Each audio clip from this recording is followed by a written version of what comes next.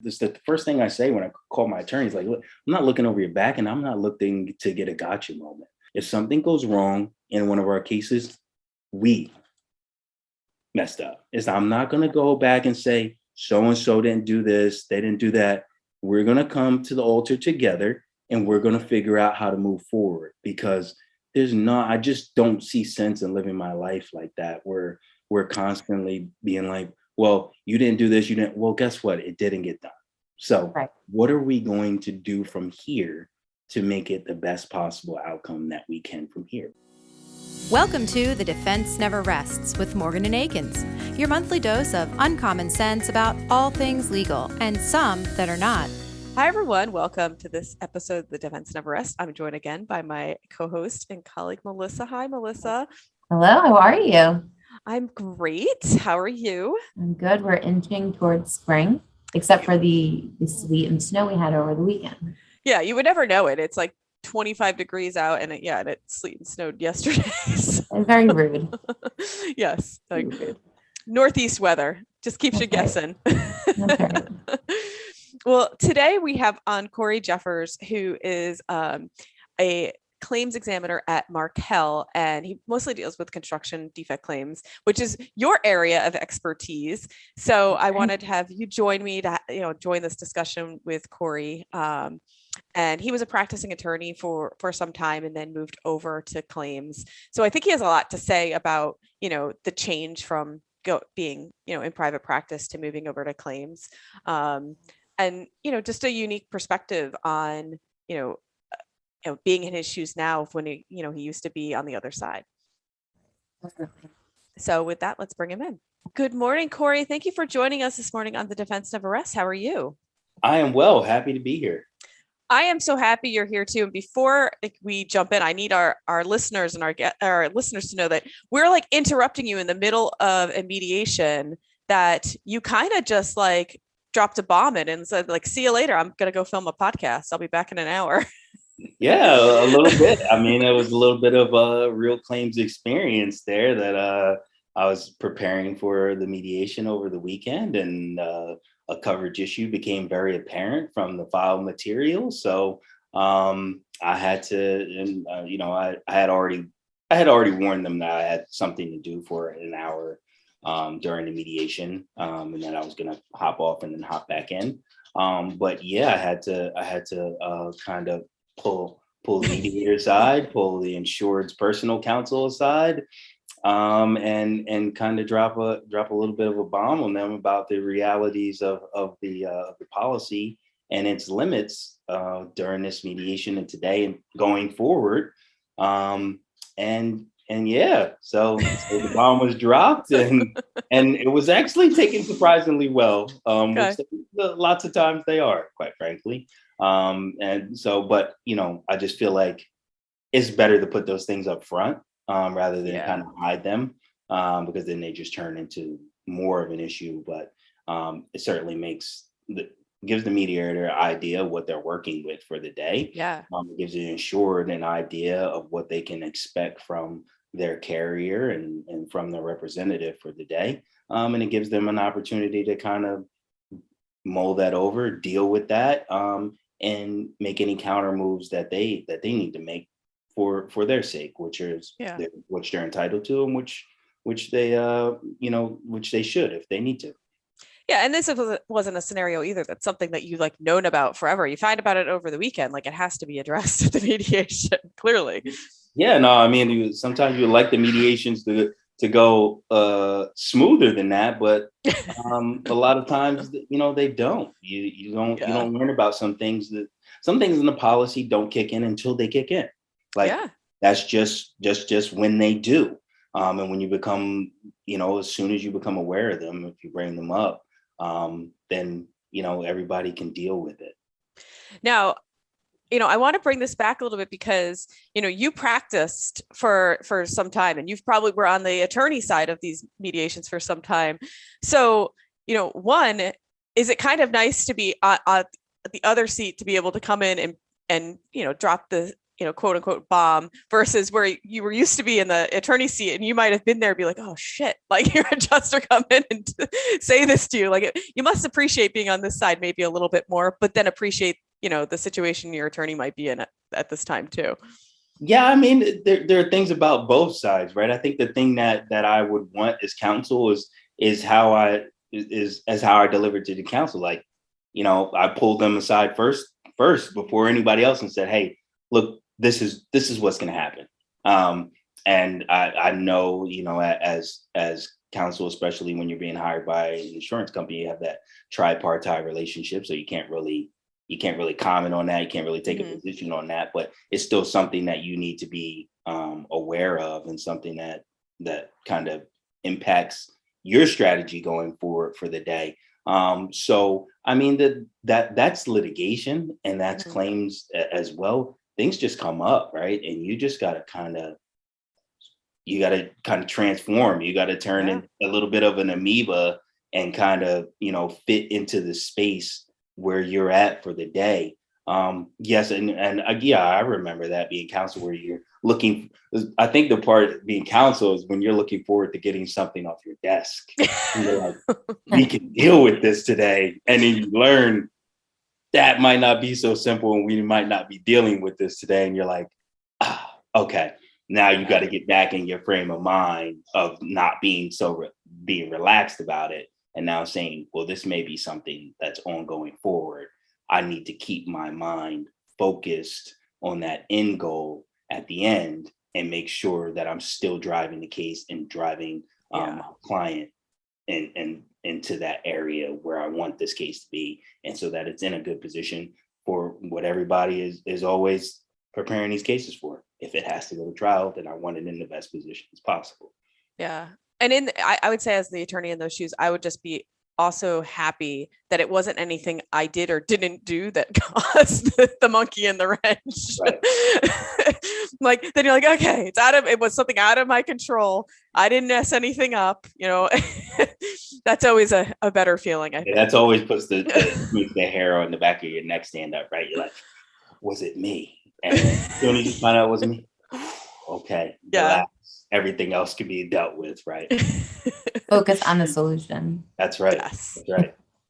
So let's just take a step back though too. So, as we just talked to you, like you practiced for some years, but what was, your path to law school? Were you in a scenario that you knew you wanted to go to law school? Your parents were lawyers, or was it just like me? I just went to law school because I was like, shit, I don't know what else I'm going to do. So I needed to do something.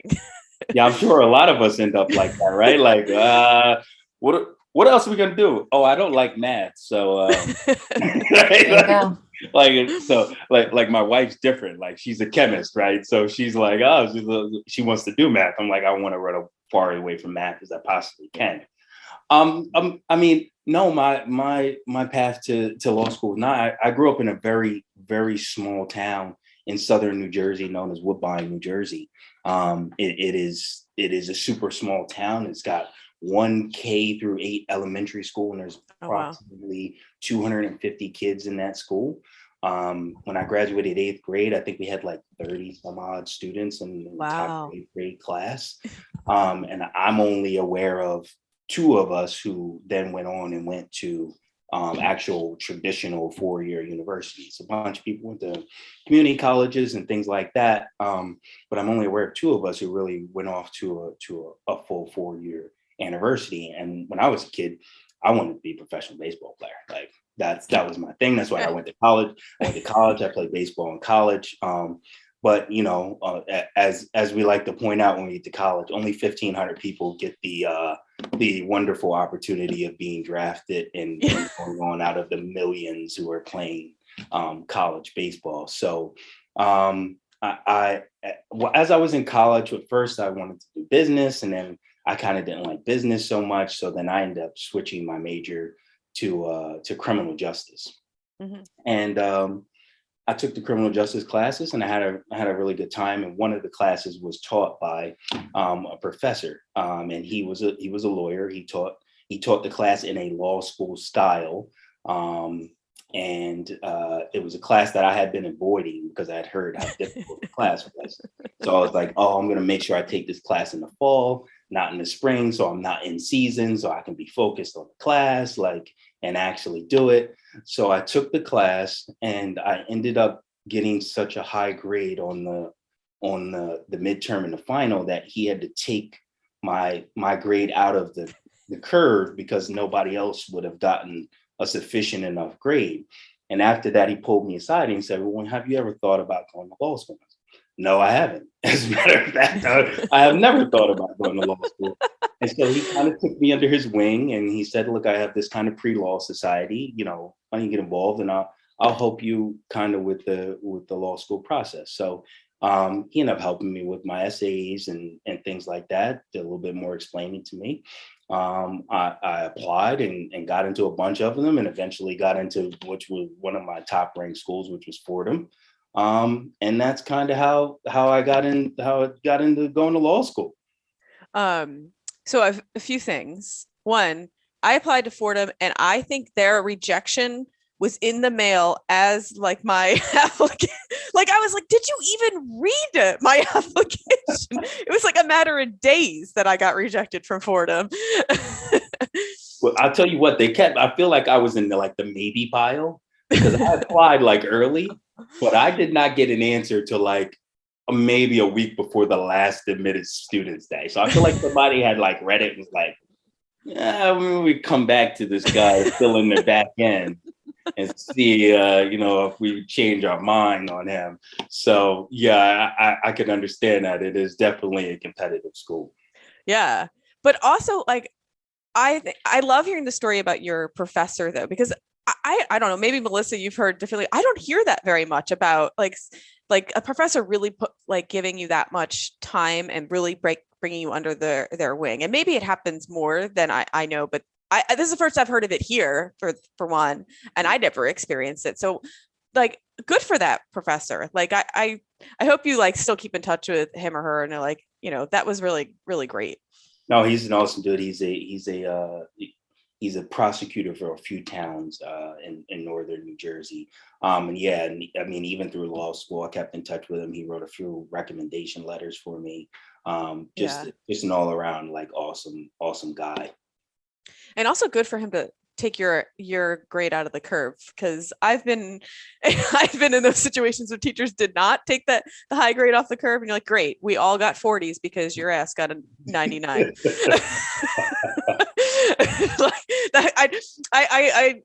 I'm like your wife. I was actually a math major and I took a lot of science classes, and that would happen all of the time. And there was like that one guy who would get like a 99 and screw it up for everybody else. Yeah, I give you guys a lot of credit. I remember me and my wife met in college as well. And she'd be studying and come back with the self-esteem issues from seeing the grades on those tests. But then like she's like, oh no, it's fine. It like translates into a B. But I'm like, you got a 40. That can't feel good in the end. Like something about that does something inside of me. You got a 40 after probably studying for a solid week, like, and really working hard. And you're man, I suck. Yeah. She used to wake up at like 4 a.m. I'm like, what are you doing? Yes. Yeah. Like one of my lab partners was actually the center of the basketball team, and he was a math major as well. And I took a lot of classes with him, and like he would be studying with us at late, like during basketball season, and I'm like, that's really that's a huge dedication too, to like get your ego beaten down in your classes, but he had basketball to keep him going. Yeah. Go take out some aggression on somebody on the court. Yeah. So so you go to law school and, you graduate and you go into like, I would say like on a traditional path of working for a firm, right? And how was that experience? How long did you stay in private practice? And then what kind of made you shift outside to go, in-house to work for insurance companies? So yeah, I go to Fordham. I'm in New York. Takes me about 1 year to realize that as soon as I graduate, I'm going back across the bridge and never coming back. So, and immediately start regretting, I'm jokingly regretting the tuition money because I could have paid a lot less to go to Rutgers if I wanted to stay in Jersey. Sure. But no, Fordham was great. So, upon graduation, I start like a fellowship, and then I end up getting a clerkship in a New Jersey court in Union County. And that was great. I had a lot of fun. I learned a lot. My judge was great, very demanding, but very rewarding experience. And it ends up being that just, as he's in chambers one day, one of his old partners comes walking in, and they just split off from his old firm, just kind of had a split, and they were starting a new firm. And so he was like, hey, you should consider my clerk. And so I apply and I get the job, and I end up working at this firm.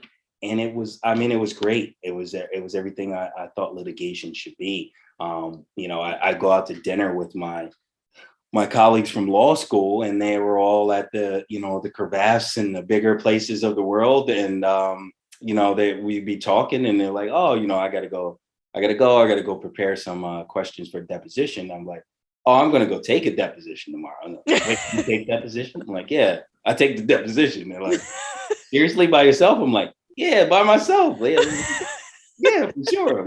That's something about working at I think not such a giant firm when you first get out of law school, is that you get the hands-on experience that you're not going to get for years and years if you're at like a giant, one of these big firms in the city. So that must have been great. It was like a month in. It's a month in, and they're like, oh yeah, here, go take this deposition. I'm like, what?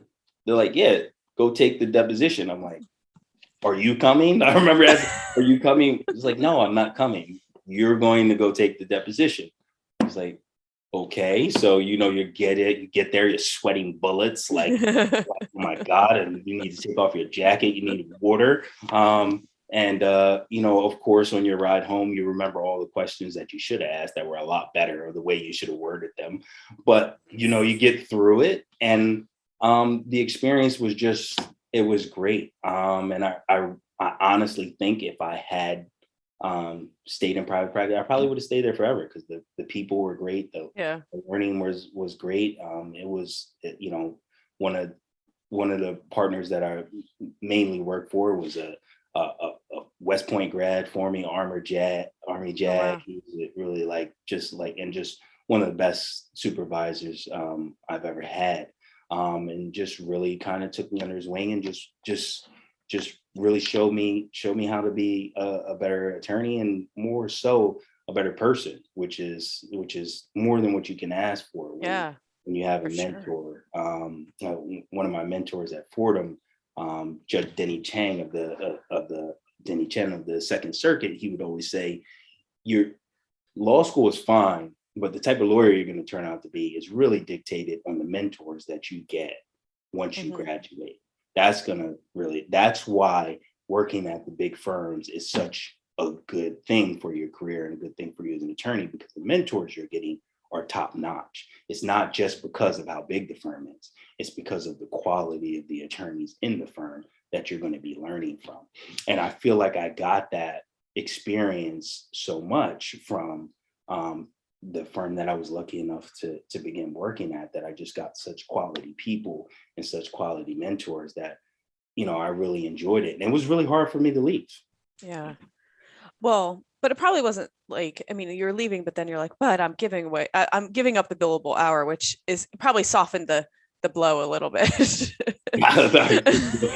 I used to joke with, one of my colleagues, when I first took a claims job, he would joke. He said, when I first started, he was like, "Oh, you're still in the honeymoon phase." I'm like, "What do you mean?" He's like, when I first started claims, they could have set me on fire in here, and I would have walked out with a smile saying I didn't have to bill.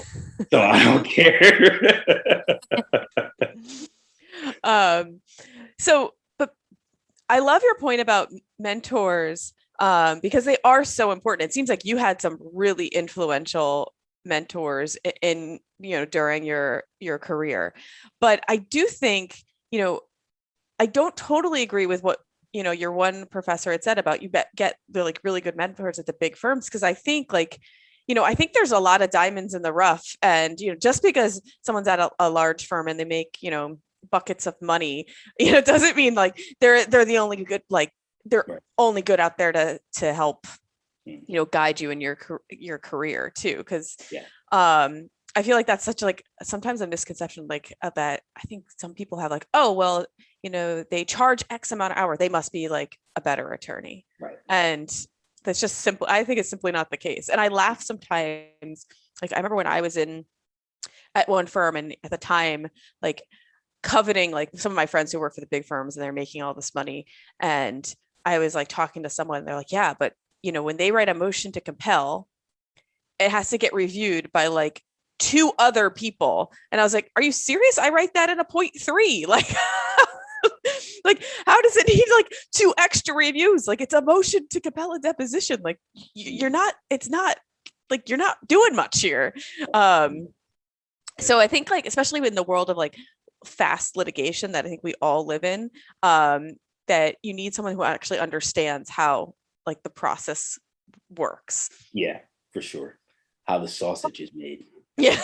How is it, Corey, going from attorney to working in claims? Like how do you stop yourself from wanting to be the attorney? Because I feel like if I did that, it would be hard to take the attorney out of me to let my defense counsel do their job. Like, did you struggle with that at all? That's such a good question. And I think you do, right? It's like, so one of the big adjustments, I think, from being an attorney to being a claims representative is the volume. It increases, right? So we know as an attorney, you typically have something like 30 cases that you kind of have. That's kind of a typical workload. But for a typical workload for an adjuster is about 150. Mm-hmm. So getting caught down in the weeds like that will significantly slow you down. And it was an adjustment. I agree with you. It was an adjustment, not wanting to pick up a file and being like, hey, let's file this motion. Let's do this. Let's do that. Let it, move on. And while you do some of that, right, you kind of really do that in conjunction with your attorney. I compare it, to make a sports analogy. It's like, as an attorney, you're kind of on the field, you're the quarterback, you're running with the ball, you're making the plays. But as the adjuster, you got to be a little bit more of the offensive coordinator. You got to keep the big picture in mind. You need to be able to kind of take the high view and then come down and get involved in the details as you need to, but then release yourself back up to sitting up in the booth and watching the play and kind of trusting and so that's a big thing, is building that trusting relationship with the attorneys that you're working on, and knowing that you have people in your corner that are going to do the best job that they can do. And for me, I'm not a type of person who's really looking, and this the first thing I say when I call my attorneys, like, look, I'm not looking over your back, and I'm not looking to get a gotcha moment. I encourage you to see YA as much as you want, but you don't really need to, because I'm going to tell you right now, if something goes wrong in one of our cases, we messed up. I'm not going to go back and say, so-and-so didn't do this, they didn't do that. We're going to come to the altar together, and we're going to figure out how to move forward, because I just don't see sense in living my life like that, where we're constantly being like, well, you didn't do this, well, guess what? It didn't get done. So What are we going to do from here to make it the best possible outcome that we can from here? Because we're all going to make mistakes. This is not I hate that people try to put this up as some sort of perfectionist. Yes, we're going to do the best job we can, but there are mistakes to be made, and they're going to be out there. We're going to try to minimize those as much as possible, and we're going to work. And only the way we're going to get the best outcomes is if we work as a team. Right. If we're working against each other, we're already litigating against the plaintiff. We don't need to be litigating against each other. Right, We're and you not don't. making cross claims against ourselves. Right. That's right. We don't need any cross claims.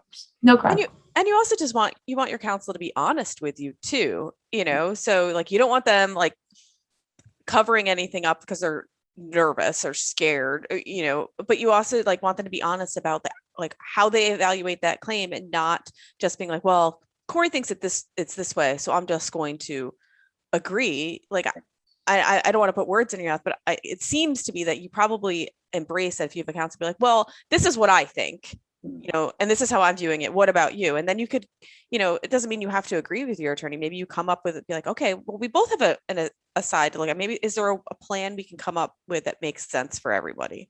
Absolutely. Absolutely.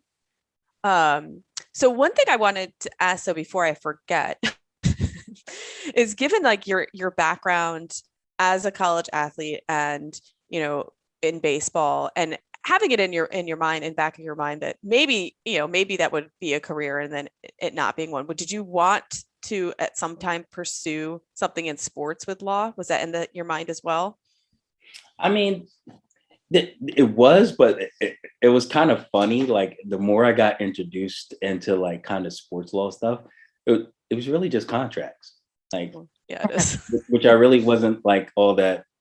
That wasn't my favorite class. Like contracts was not my favorite class. Like civil procedure was my favorite class. Torts I really loved. Like I kind of took those classes, and like, and I summered at a firm where they did some of the NFL work.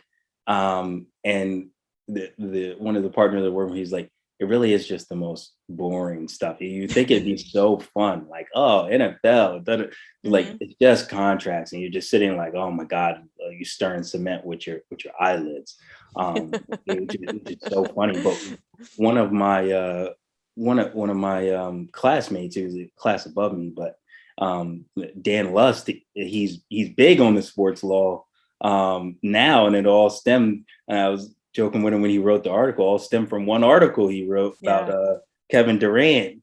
And now he's like, he's the hottest topic in sports law now. So you never know how it all works out. But as much as I wanted to do that and thought about doing some of that, it really just didn't align with my interests in the law as I got there. Yeah. And I think that's a good point too, because we all have that, I think, misconception, like, oh, it's so like fun and exciting. And like, I think like what surrounds at least entertainment law, it sounds really fun and exciting, but when you boil it down to, it's really like, it is all contracts, and it's not nearly as fun as exciting. But it's similar in litigation though too. People thinking like, oh, it's just like the TV shows. I'm like, it's really not. Like, have you been to a deposition? Like, like we might think some of the things are exciting, but like if you're just sitting in, it's not that exciting. Not at all. Everybody thinks like Suits, you're gonna show up at somebody's door with like the smoking gun, and you're gonna be like, yeah, we found this backside evidence that shows you were doing these things on the side. You better cut us the best deal ever. Like, no, that's not happening. Yeah, there's never a smoking gun. So right now though, your claims are mostly construction claims, is that right? That's correct. But that wasn't always, I don't remember if I'm remembering it incorrectly, but were you always in construction claims, or did you like pivot over to construction claims? So when I was practicing, it wasn't all construction claims. It was I had commercial auto, had some broker malpractice, so professional liability kind of stuff, professional liability with engineers, a lot of premises liability stuff. And then when I decided that I was going to explore a claims opportunity, it was in construction. So I did my best to play up my construction experience as much as I could. My first claims job was a construction claims job. Are you looking at defects or sort of the earlier stages of construction projects? Where do most of your claims lie? So most of my claims currently lie construction defect and property damage, things of that nature. But I've done both bodily injury construction claims, smaller construction claims. So it kind of just really runs the gambit. Do you have any background at all in construction before? Because I work in construction, mainly construction defect claims right now. And I mean, I don't know that I had like a small pink toolbox, and that was the extent of my construction experience. Of course. So I like to, yeah, I like to always ask people, you know, did you have a construction background? Because most people don't. No, not. I love when Good. I love when the insureds call me and they start explaining something really technical about construction. They're like, yeah, I'm sure you understand that. I'm like, no, actually, I don't at all. I'm not going to lie to you, but this is an opportunity for me to learn. So why don't you Exactly. enlighten me? And that's one of the fun things I found about being an attorney too, is you just kind of got to learn a bunch of different things. You're like, oh, I didn't know that. I didn't know how Mostly that. medical stuff. Like Yeah. medical terms, all kinds of things. You're just like, oh, okay. Because your job is kind of to get in there and see things from the client's perspective. But no, I really love when they call me up and assume because my job title says construction claim specialist, I must understand what it's like to put on a TPO roof. You could build an entire house if you wanted to. I must be able to just kind of like really get in there. Or I had an insured the other day asked me, we need to write a letter to refute this expert for the plaintiff. It was pre-litigation, but they submitted an expert report. I was thinking to myself, no, we don't. We need to hire an attorney who's going to hire an expert who's going to write a letter to refute that expert's opinion, because I am not qualified to do such. And also it's like, well, like, I'm not going to tell you how to do your job. So Right. let's not tell me or tell us how to litigate this claim when I'm not going to tell you how to build your house. That's right. But I've worked on a lot of construction defect cases, and I remember one of my first, though, it was it was like a planned housing complex in Philly, and it was just this person who like fell on a like the shower chair broke while this person was on the chair, and we're thinking, okay, we're dead in the water. And I was a very young attorney, like maybe a year or two out. And I remember looking at these blueprints. I had no idea what I was looking at. And I'm looking at them with my expert, and the expert's like, wait, these blueprints don't have like shower chairs in them. So, like, obviously it's not, we didn't install the shower chairs. And it was like, like, we won the case. But I mean, me on my own, though, I mean, I had no knowledge to be able to look at the blueprints, be able to understand what they were telling me. So teaming up with that expert was so, important, because they clearly know what they're doing. But then I also just, like, from that point forward, I like, okay, well, anytime I have a case that, like, you kind of know different things to cue in for. Not that every case is exactly the same, but you're like, oh, well, maybe when I look at the blueprints, I should look to see if there's shower chairs, if it involves a shower chair. That's right. Now I know what to look little for. things you pick up to add into your quiver of things that you're going to use to help you solve problems in the future. Yeah. Because they're like highly technical, especially construction, they're highly technical claims. And listen, we're attorneys. We can only know so much. We're not also, I mean, some of us are maybe, architects, engineers. We can't know everything. So, like, we have to talk with these experts. Corey, do you have like an opinion on when you would like experts to sort of become involved in the case? Because that's something that I struggle with when I'm looking at a construction claim. I understand how valuable their expertise, is going to be. Do you like to get experts in sort of on the earlier stages of a claim, or will you wait until it develops further?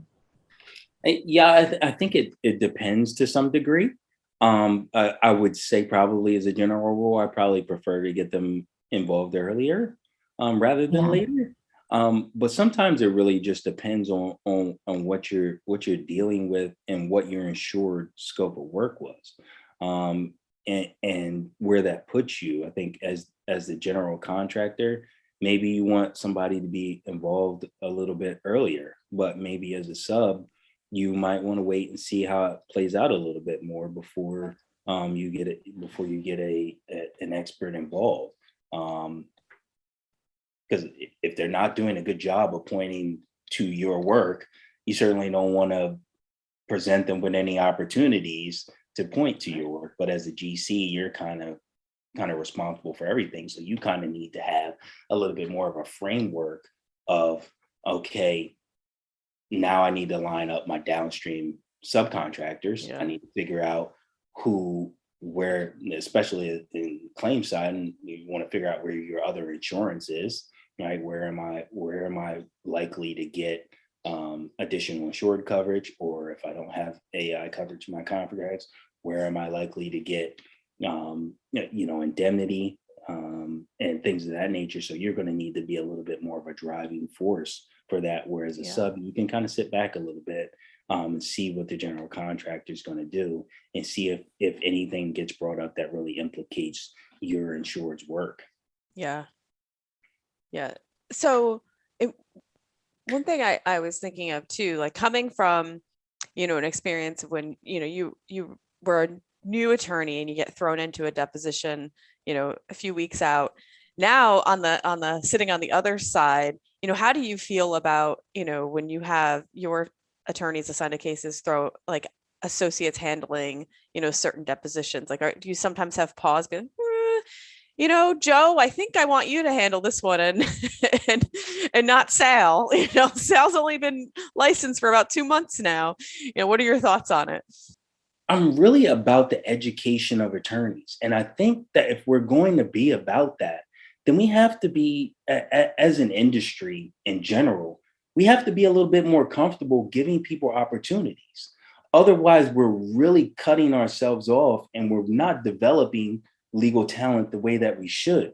And I know a lot of courts are acknowledging these things as well. I mean, I can't remember right off the top of my head, but I know some of the federal courts won't even let you send attorneys with over a certain amount of experience to handle certain kinds of motions. They want attorneys that are younger coming into courts and making those arguments. And I think that, I've always kind of been like that. And I guess that's because, like, I think about where I would have been if people would have just stunted me and not let me take control and not give me the opportunity to make mistakes and to get out there and just kind of be put in the fire.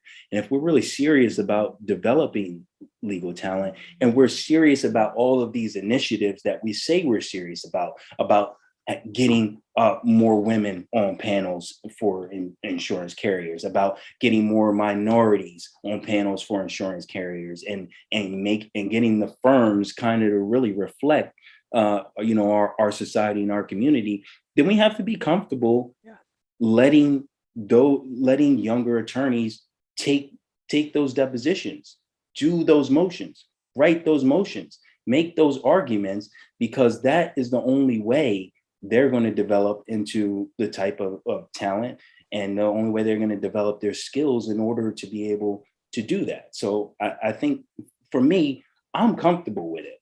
If you believe in this associate, you think they can handle it, then generally I'm comfortable with it. I'm sure that if the partner didn't believe that that they could handle it, or that this was really like, maybe if it's a construction defect claim, maybe you're not going to let them take the main one, or maybe, and generally I'm comfortable too if you want to ask for 2 people to go. If you want that, if you want to, maybe we can build the associate at a half rate or something like that, so that they can get this experience and maybe sit at the table and ask some questions with you as well. I think it's valuable learning experience, and I think it does nothing but serve our community and serve the relationship between the carrier and the firms better, that talent is getting the opportunity to develop. Yeah. And I love that, because that is such a good point too. Like I remember, being a young associate going to all these depositions with the partner who I worked under. And it was so valuable to me that I was able to go and see how she handled questioning and how it worked before I did it on my own. I eventually really wanted to do it on my own, but having that experience, and even like going to arguments and stuff, and that I don't know what the how it worked out with billing the client or not. But I was just thankful to get that learning experience. And then the client also knew I had been to all those things. And so when it came to be my turn, they were like, oh, okay. Like, Meghan's been at some of these events. So, they felt comfortable for me to go to the plaintiff's deposition and take it on my own. So I think that's like such a good point. And I hope a lot of other people in your position share, that feeling, because look, these younger attorneys are not going to be young attorneys forever. Eventually they're going to have to, and the partner who, is your client, they might retire. And so they need, you need people to move up the ranks and, learn the trade to keep it going. Kidding. You're not kidding. So what are some of the, challenges that you see in, the construction space or issues that are popping up that are kind of pain points for you? Yeah, I mean, so construction has just kind of been exploding lately. And there's no shortage of it, obviously. There's no, people, and I think from the pandemic, you have a certain subset of people who have kind of benefited from the pandemic and may have more cash flow. So there's a lot of, people wanting to make improvements to their homes and things of that nature. I think really, I mean, it's just also fascinating and also interesting. But I guess it's different. It's funny for me being in different jurisdictions now compared to when I was practicing, like being, for instance, like in the South, you see a lot more projects done on a handshake. There's not always always contracting. In New York, you won't even loan your sister money without I want you to understand that you're gonna pay this back to me. You know what I mean? That's the way things are done. So it's really just it's fascinating to me being in different places and knowing how those different places work, and understanding where that fits within your policy, where that fits within your overall defense plan. It's really fascinating, all of the moving parts. I'm seeing a lot more, I think, lately of particularly like homeowners who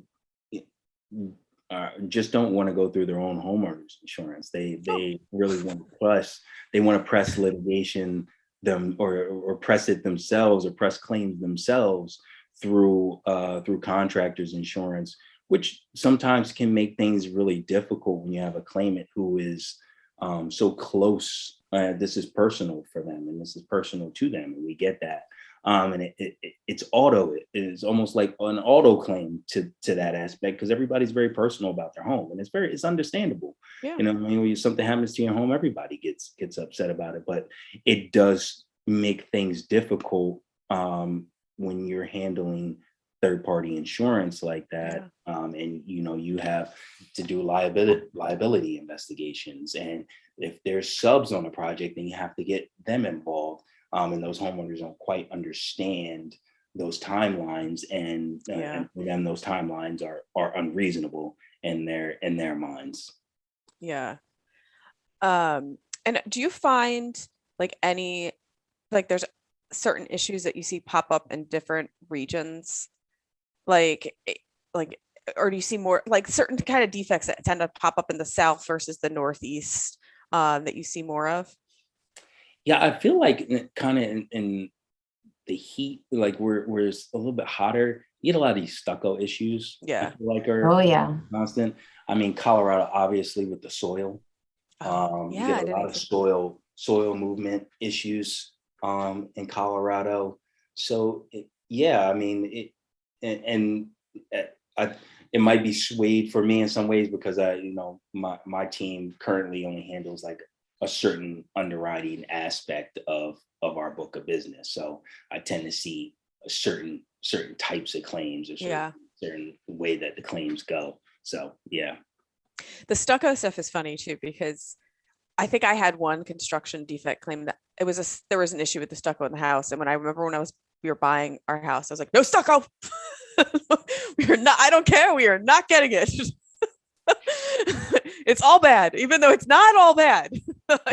But it was just the impression I was like, nope, we're not going to do that.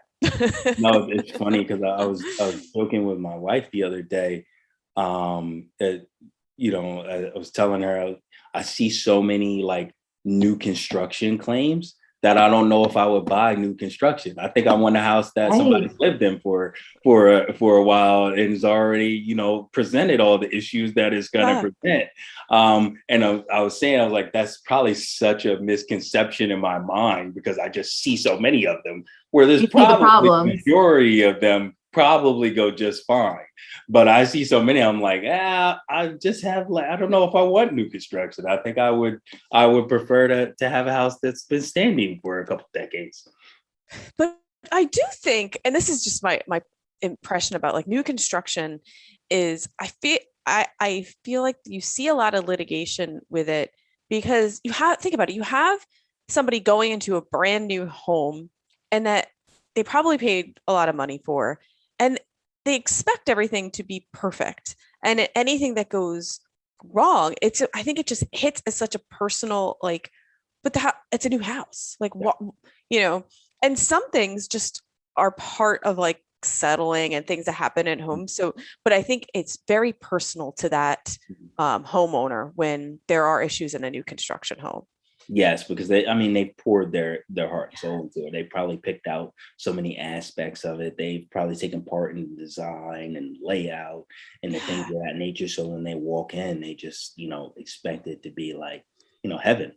Yeah. I mean, it's not like when you buy it, like, when we bought our house, it's like, okay, we have 6 different types of floors, that's going to need to change. I hate all my doors, it's like, but you're like, well, I can't do it all right now. So it's just, you chip away at it and you're like, it doesn't feel as like you spent all this time, like picking out all your fixtures and, agonizing over everything. And then you come in and if something's going wrong, I feel like it hits differently. Yeah. Yeah. I would agree with you there.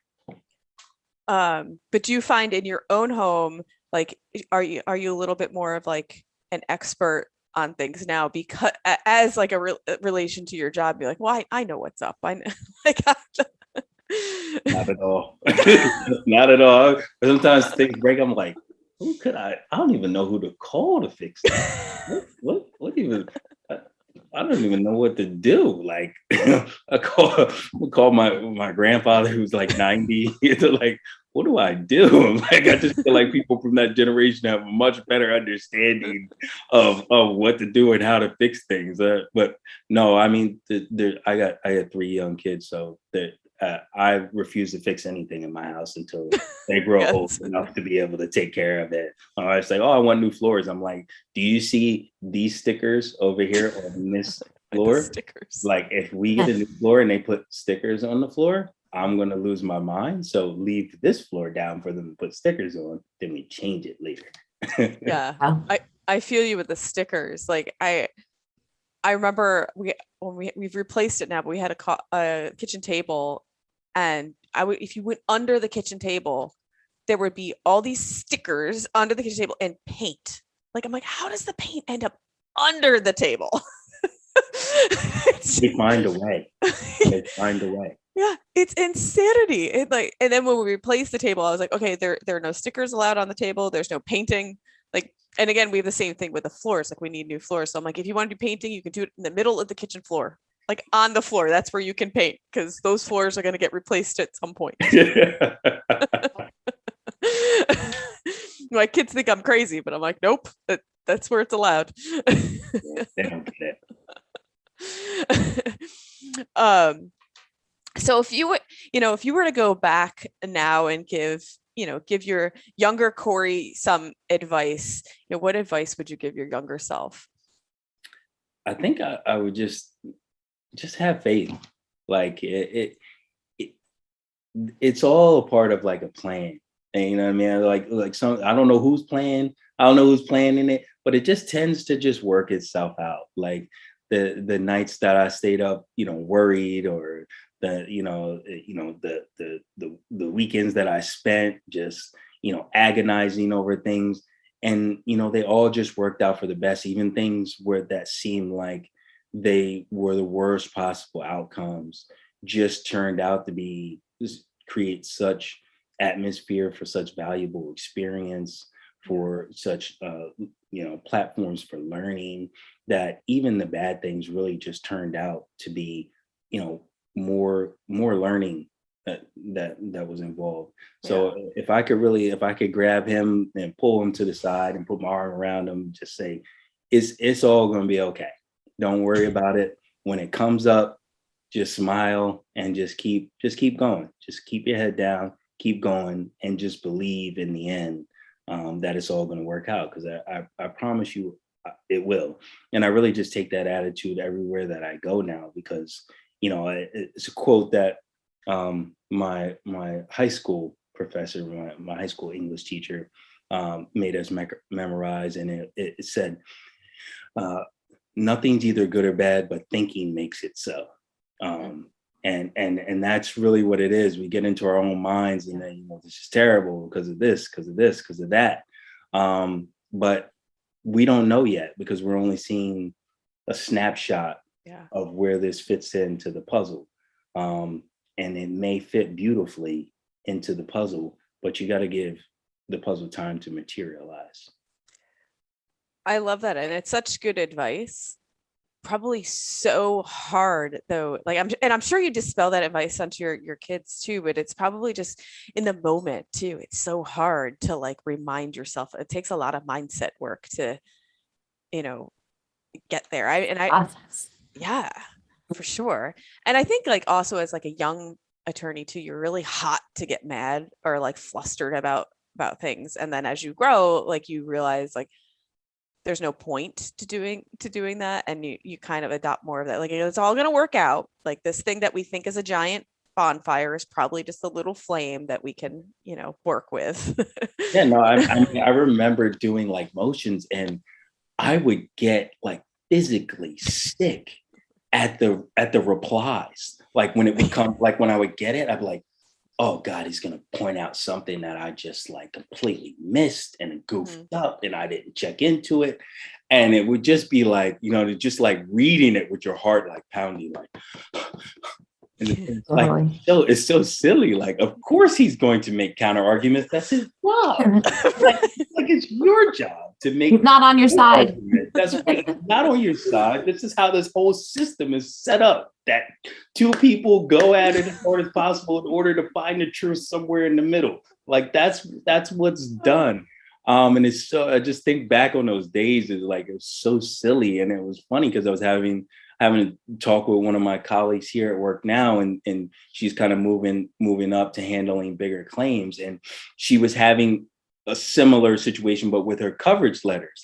She was getting challenged to her coverage letters. And I was like, I see what you're doing because I've done this before. I was like, stop taking your coverage letters personally. Yeah. This is not your personal opinion as to whether this person is entitled to coverage. You read the contract, you made a call. They are now challenging your call. And if you have to change it, so what? That's not the worst. That is not the worst thing that happens. We leave that part in our letter down the bottom. If you have any challenge or any further information, please send it to us. Why? Because we want the opportunity to look at it again. And we want the opportunity to make the right decision. If we made the wrong call in the first place and we have to change it, okay, what's the worst part? We owe some pre-tender or some post-tender defense fees to another attorney that we didn't hire. Big deal. At least we get the coverage. At least they had the opportunity to bring the coverage issue back to us. We now have a different decision and we're going to move forward with the litigation. This is not speaking on you. You did not make a mistake because somebody challenged your coverage position. This is how the system is set up. I know it's such a good message, but still so hard to follow sometimes. I mean, it happens even if you write a motion for summary judgment, you get the opposition. Every time I'm reading, I'm like, I'm going to lose. I'm totally going to lose. I'm totally going to lose. You're like, oh, I'm like, of course, exactly that. They're supposed to point out all these things. Right. Although one of my favorite thing though is when I get the response to summary, like a summary judgment motion, and then you go like really look into the cases that they've set, like the other side has cited, and then you find how it's distinguished, and then you get to like, juice up your reply to their opposition. Love it. Yes, no, but it's always fun. It's like I didn't, even as a young attorney, even give myself the chance to do that. I was so nervous about the opposition that I'm like, oh yeah, that's right. I still have the opportunity to reply. I forgot about that. So, and I'm curious, do you and I know you have to probably get back to your mediation, so I want to wrap it up. But since you have background, you played college baseball, is it something that you like? Do your kids play baseball? Do you coach their teams? Like, how are you introducing that into their lives? Yeah, so I have a 7-year-old daughter, and I have 4-year-old boy-girl twins. And so it is the twins' first year playing baseball this year, and I'm going to be their coach. So I'm super excited about it. I was my oldest coach last year, but she doesn't want to play baseball this year. She loves soccer, which is fine. Mom was a soccer player, so okay. I get it. So I am a soccer dad. I do I got my black van that I ride everybody around in and to the various events. I keep joking with my wife that I'm going to paint it yellow and just start picking up hitchhikers to kind of take it. That would be Uber at the same time or something like that. It'd be a great idea. But yeah, no, it's a lot of fun, kind of, and for me, like, it's not the aspect of whether they're going to go play like college baseball or college soccer or whatever. It's really just like sports just taught me so many life lessons. For me, and I grew up in a small town, but it was kind of like there was a lot of poverty around, and there wasn't a lot of opportunities, and people told me over and over again that I wasn't going to make it out of there, that I wasn't going to do anything with my life. But that sports aspect is really what gave me that chip on my shoulder to just kind of be able to push through things and to always know that you're going to continue to work on things, and you're going to, and making mistakes is part of it, especially baseball. I love baseball so much because it's all based off like failing. Like you bat 300 and you don't get a hit 7 out of 10 times you go to the plate. You're a failure in any other aspect except for this one. Like you're a Hall of Famer if you fail that least amount of time. Yeah. So and you really just learn how to deal with failure and kind of how to push yourself and stay within yourself and always and just stay positive. And I'm hoping they learn a lot of those leadership lessons that I learned as well, so that whatever it is that they choose to do, they have those lessons to kind of lean back on. So I'm really looking forward to this part of their lives, and looking forward to being involved and having a lot of fun. And that was part of the reasoning behind the move to claims, just to have that little bit more flexibility to be able to do things like that. And I know a lot of people say like, oh, you shouldn't, like, you don't want to relive your lost youth on your kids. And I don't see it that way when you're watching kids play sports, and like it's just like you feel such a sense of proudness when you see them like work so hard at something and then like accomplish the next task or the next thing and just get a little bit better. And then you also feel for them when you see that they're struggling, but then when they push through and they keep they don't quit and they keep working, it just makes you feel like, oh, like you're just so proud. I don't know. Yeah, you get those moments where you're like, you know what, they're going to be all right. They're going to be, that's like, and I think I have to tell myself more that in the parenting aspect than I do in the professional aspect, that it's going to be okay. Like you have to separate that, because we're battling over brushing teeth right now, but it's going to be okay. Like they're going to get it eventually. Like they're going to understand it. As much as I don't, but you're right. It is such a I don't think people get it until you have children. I'd like to know the science behind it, but the dopamine hits when they have that moment where they just kind of push through something that you knew they've been struggling with. It's just it feels like there's nothing like that feeling. And you just get this kind of like cosmic sense, like that it's all going to be okay. And you can't hold back the proud dad or the proud mom that's inside of you, seeing that go on. And also it's such a good outlet to, like, just yesterday my daughter was upset about something and she had a lacrosse game and she was like, I'm gonna take all my anger out in the field. I was like, yes, Do that. That's a just don't hurt anybody, but yes, that's a healthy way to process your emotions. That's right. And it's good that you've recognized it. Just don't push anybody. That's right. Girls lacrosse is not a contact sport. That's so funny. When my daughter started playing, she started playing soccer. When they first start playing soccer, they all get in this big like pile, right? And the ball just stays in there. She's just kind of like standing on the outside of the pile, like really confused, like kind of finger in the mouth, and like, so she comes back over, and they had like water break, and I got the water, and so I was like, oh, I didn't tell you the object of the game is push everybody over and get the ball. So she goes back out there, literally runs into the pile, pushes everyone out the way, and runs towards her own goal, and thankfully misses her own goal. But it was so hilarious of a moment. My wife's like nudging me, like, "Why did you tell her that?" I'm like, "What?" I was like, "We'll work on scaling that back as she gets older." Yeah. Like, let's take one lesson at a time. You can't hold that many things. Just tell her to get the ball. Well, Corey, thank you so much for joining us today. I truly appreciated our conversation, and I think all our listeners will too. So thanks so much for joining us and sharing with us today. No, thank you guys for having me. I love the podcast. I've become a big fan. Good. So keep doing what you guys are doing, and I can't wait to keep listening. Thank you. And for our listeners out there, if you like what you hear, please like and subscribe to the Defense Never Rests on Apple Podcasts. And you can also find us on YouTube at TDNR Podcast.